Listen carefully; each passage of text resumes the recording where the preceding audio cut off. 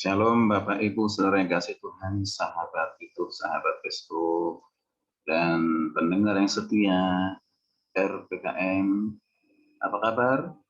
Saya percaya semua kita dalam penyertaan dan senantiasa diberkati oleh Tuhan kita Yesus Kristus. Biarlah segala hormat, kemuliaan, pujian, pengagungan bagi Tuhan.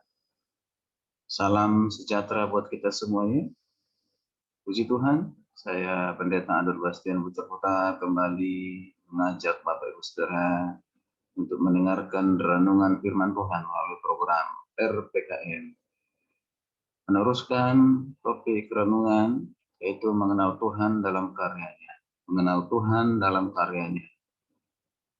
Sudah menyampaikan sebelumnya dua session, yaitu karya Tuhan melalui kelahirannya, karya Tuhan melalui kematian Yesus.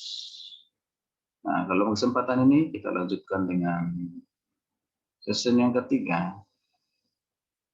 Kita baca satu firman Tuhan, mari kita bersama-sama berdoa sebelum kita membaca firman Tuhan. Mari kita berdoa. Bapa di sorga, di dalam nama Yesus, firman yang hidup, kami rindu sabdamu, kami rindu firman-Mu berbicara kepada kami rindu semakin mengenal Tuhan, supaya kami semakin mencintai Engkau, setia kepadamu ya Tuhan dalam segala situasi kondisi apapun. Kami tetap setia mempertuhankan Yesus Kristus, Roh Kudus, pimpin kami untuk boleh mengerti, memahami akan kebenaran firman-Mu, tinggal dalam hidup kami, jatuh di tanah yang subur, hati kami bertumbuh, berakar, berbuah. Di dalam nama Yesus kami siap mendengarkan firman-Mu. Haleluya, haleluya, haleluya. Amin.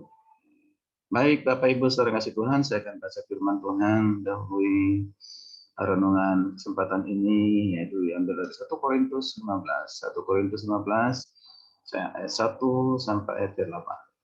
Dan lagi 1 Korintus 15 ayat 1 sampai 8 saya akan baca firman Tuhan demikian. Dan sekarang saudara, aku mau mengingatkan kamu kepada Injil yang aku beritakan kepadamu dan yang kamu terima dan yang di dalamnya kamu teguh berdiri. Oleh Injil itu kamu diselamatkan, asal kamu teguh berpegang padanya seperti yang telah kuberitakan kepadamu, kecuali kamu telah sia-sia saja menjadi percaya. Sebab yang sangat penting telah aku sampaikan kepadamu, yaitu apa yang telah kuterima sendiri, ialah bahwa Kristus telah mati. Kristus telah mati karena dosa-dosa kita sesuai dengan kitab suci. Bahwa ia telah dikuburkan dan bahwa ia telah dibangkitkan. Pada hari yang ketiga sesuai dengan kitab suci. Bahwa ia telah menampakkan diri kepada Kefas dan kemudian kepada ke-12 muridnya. Sesudah itu ia menampakkan diri kepada lebih dari 500 saudara sekaligus. Kebanyakan dari mereka masih hidup sampai sekarang. Tetapi beberapa di antaranya telah meninggal. Selanjutnya ia menampakkan diri kepada Yakobus, kemudian kepada semua rasul. Dan yang paling akhir dari semuanya ia menampakkan diri juga kepadaku, sama seperti kepada anak yang lahir sebelum waktunya. Puji Tuhan, haleluya. Yang berbahagialah kita yang mendengar serta melakukan kebenaran firman Tuhan. Bapak Ibu saudara kasih Tuhan, bagaimana kita bisa mengenal Tuhan dengan baik dan benar? Mari kita mengenal melalui karyanya.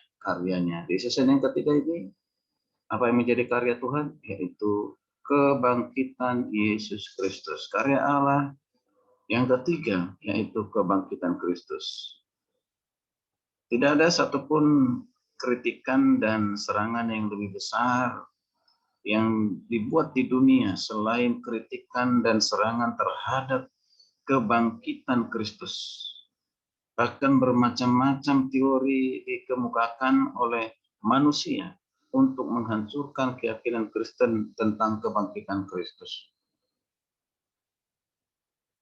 Tentang kubur yang kosong, misalnya ada yang berpendapat saudara kasih Tuhan bahwa perempuan itu pergi ke kubur yang salah. Ada yang mengatakan demikian. Ada juga yang berpendapat Tuhan Yesus hanya pingsan, tidak mati. Pendapat yang lain, beberapa pencuri telah mencuri mayatnya. mayatnya Yesus. Bahkan ada juga pendapat yang mengatakan mayat Yesus diambil oleh penguasa-penguasa Roma atau orang Yahudi. Nah, seorang kasih Tuhan, itulah teori buatan manusia yang mencoba menerangkan kosongnya kuburan, ya, dan hilangnya mayat Yesus. Namun semua itu tidak akan menggoyahkan kebenaran berita Injil bahwa kubur kosong karena Kristus telah bangkit. Haleluya, amin. Bahwa Kristus telah bangkit. Itulah yang menjadi moto dan sorak kemenangan bagi setiap orang Kristen di gereja mula-mula. Sampai hari ini itu juga menjadi dasar iman orang percaya, yaitu kebangkitan Kristus. Bapak Ibu, saudara kasih Tuhan, sahabat itu dikasihi Tuhan, lebih jauh melalui kebangkitan Yesus, Allah menunjukkan kepada dunia bahwa Kristus telah mengalahkan maut. Kristus telah mengalahkan sengat kubur. Kristus telah menang. Bahwa Kristus juga adalah jalan dan kebenaran dan hidup. Iman Kristen tidak dialaskan pada Kristus yang mati. Tidak, tetapi pada Kristus yang hidup. Gereja berdiri di atas Kristus yang mati, tetapi di atas Kristus yang hidup. Gereja tidak hanya berdiri di atas kematian Kristus, tetapi juga di atas kebangkitan Kristus atau Kristus yang hidup. Bapak Ibu saudara kasih Tuhan, seperti di 1 Korintus 15 dikatakan, dan jika Kristus tidak dibangkitkan, maka sia-sialah kepercayaan kamu dan kamu masih hidup dalam dosa. Kemudian dilanjutkan di 1 Korintus 15 ayat 20 berkata, tetapi yang benar ialah bahwa Kristus telah dibangkitkan. Tetapi yang benar ialah bahwa Kristus telah dibangkitkan dari antara orang mati sebagai yang sulung dari orang-orang yang telah meninggal. Jadi sudah disampaikan dalam 1 Korintus 15 ayat 1 sampai yang ke-8. Paulus mengatakan yang paling penting, yang sangat penting untuk sampaikan kepadamu itu Injil. Apa itu Injil? Yaitu kematian dan Yesus yang sudah mati, Yesus sudah dikuburkan, Yesus yang sudah bangkit, Yesus yang sudah bangkit. Kebangkitan Yesus itu disaksikan oleh banyak orang. Murid-muridnya, para perempuan, Yakobus, 500 orang lebih, bahkan ada 12 rasul, dan Rasul Paulus sendiri. Itu luar biasa. Jadi saksinya sangat-sangat banyak. Kalau sudah banyak sangat saksi seperti itu adalah salah satu pembuktian yang sangat kuat bahwa Yesus telah bangkit dari kematian. Yesus telah mengalahkan kematian. Dia memberikan kemenangan bagi orang percaya. Saudara kasih Tuhan, kebangkitan Kristus adalah bahwa efek atau akibat bagi kehidupan orang percaya. Sebagaimana maut tidak berkuasa atas Kristus, maka maut sama tidak lagi berkuasa atas kita. Puji Tuhan, haleluya. Itulah sebabnya Paulus berkata, karena bagiku hidup adalah Kristus dan mati adalah keuntungan. Sekali lagi, karena bagiku hidup adalah Kristus dan mati adalah keuntungan. Amin. Haleluya. Dikatakan dalam Filipi 1:21. Hal yang luar biasa. Kita bisa mati dan terkubur berhari-hari, berbulan-bulan, ataupun bertahun-tahun. Tetapi akhirnya maut itu tidak berkuasa menahan kita di dalam kubur. Dalam Yohanes 5 ayat 24-25 firman Tuhan berkata demikian. Aku berkata kepadamu, sesungguhnya barang siapa mendengar perkataanku dan percaya kepada Dia yang mengutus aku, ia mempunyai hidup yang kekal dan tidak turut dihukum, sebab ia sudah pindah dari dalam maut ke dalam hidup. Aku berkata kepadamu, sesungguhnya saatnya akan tiba dan sudah tiba bahwa orang-orang mati akan mendengar suara Anak Allah dan mereka yang mendengarnya akan hidup. Puji Tuhan, haleluya.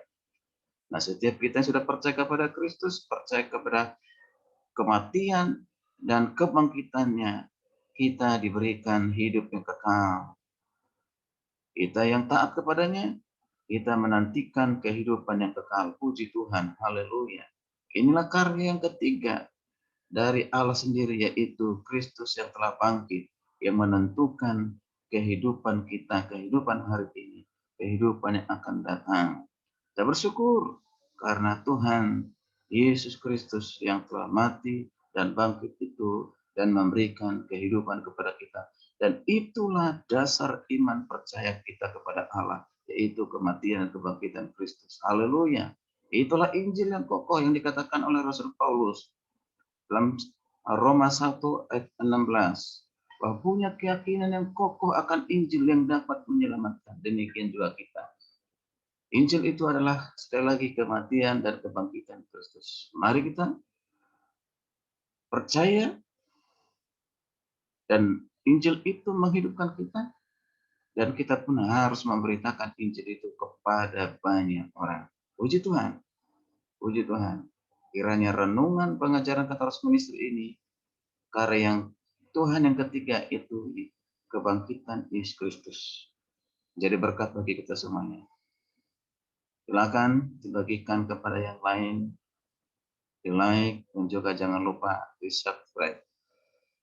Sampai berjumpa di renungan berikutnya. Shalom, Tuhan Yesus memberkati kita sekalian. Haleluya, haleluya, amin.